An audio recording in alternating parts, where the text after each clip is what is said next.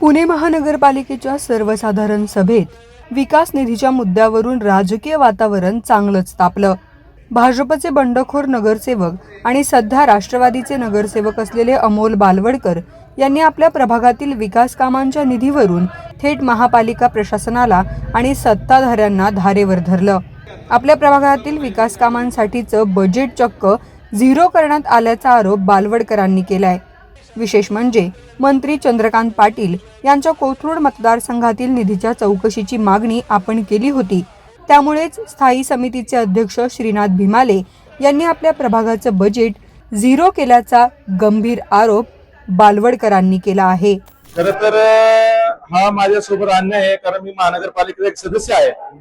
पण काही नेते जे पदाने मोठे आहेत पण मनाने लहान आहेत, ते माझ्यासारख्या कार्यकर्त्याचा निधी, कारण त्यांनी कधी विकास कामं केलेलीच नाही, त्यामुळे विकास निधी काय असतो, विकास निधी हा कुठल्या व्यक्तीशी संबंधित नसतो, तर त्या भागातील नागरिकांची असतो।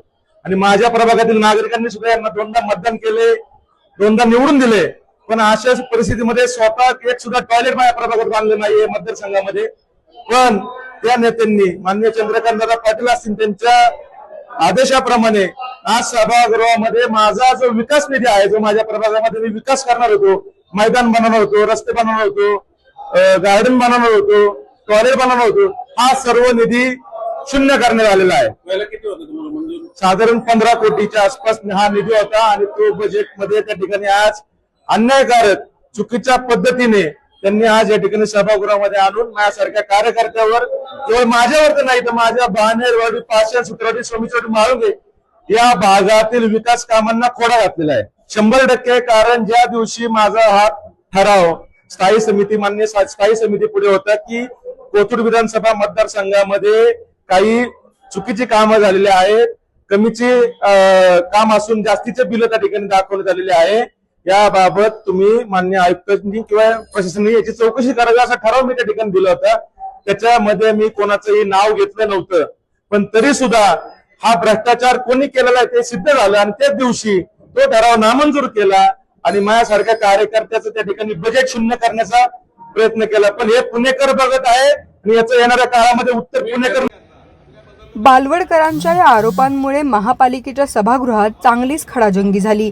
निधी वाटपात राजकीय आकसातून भेदभाव केला जात असल्याचा आरोप करत बालवडकरांनी सभेत आवाज उठवला। मात्र बालवडकरांचे सर्व आरोप महापौर मंजुषा नागपुरे यांनी फेटाळून लावलेत। निधी वाटपाबाबत कोणताही राजकीय भेदभाव केला नसल्याचा महापौरांनी स्पष्ट केलंय। सुरुवातीला बजेट जेव्हा छापून आलं होतं त्यावेळेला चुकीने त्यांचं बजेट झिरो झालं होतं आणि नंतर भीमालेंनी त्यांना बजेट दिलं सुद्धा। आपण त्यांना सगळ्यांना बजेट दिलं, ज्यांचं बजेट नाही आलं त्यांना। पण त्यानंतर आता काय झालंय ह्याची कल्पना, ह्याच्यावर त्यांच्याकडे पुरावा नाहीये काही, त्यांनी कोणाच्या सांगण्यावरून केलंय म्हणून। आणि सगळ्यात महत्वाचं जे काही विषय दाखल होतात जनरल बॉडीमध्ये ते कार्यपत्रिकेवरती येतात, तर त्यांनी त्यासाठी थांबणं गरजेचं होतं। दुसरं, प्रत्येक पक्षाचे सभासद प्रत्येक विषय समितीमध्ये आहेत, त्यामुळे ते जे म्हणत होते की मला विषय माहिती नाही, विषय मला सांगितला गेला पाहिजे, तर असं होत नाही। प्रत्येकाला विषय माहिती असतात, त्यांच्या पक्षाच्या सभासदांनी त्यांना विषय सांगायला। दरम्यान आपल्या प्रभागाला विकास निधीपासून वंचित ठेवल्याचा आरोप करत अमोल बालवडकर यांनी सभेतून थेट वॉकआउट केलं। त्यामुळे आता कोथरूडमधील निधी वाटप आणि बालवडकरांच्या प्रभागाचं झिरो बजेट या मुद्द्यावरून पुणे महानगरपालिकेतील राजकारण आणखी तापण्याची शक्यता आहे। पुण्याहून किरण शिंदेचा रिपोर्ट, लोकमत.com।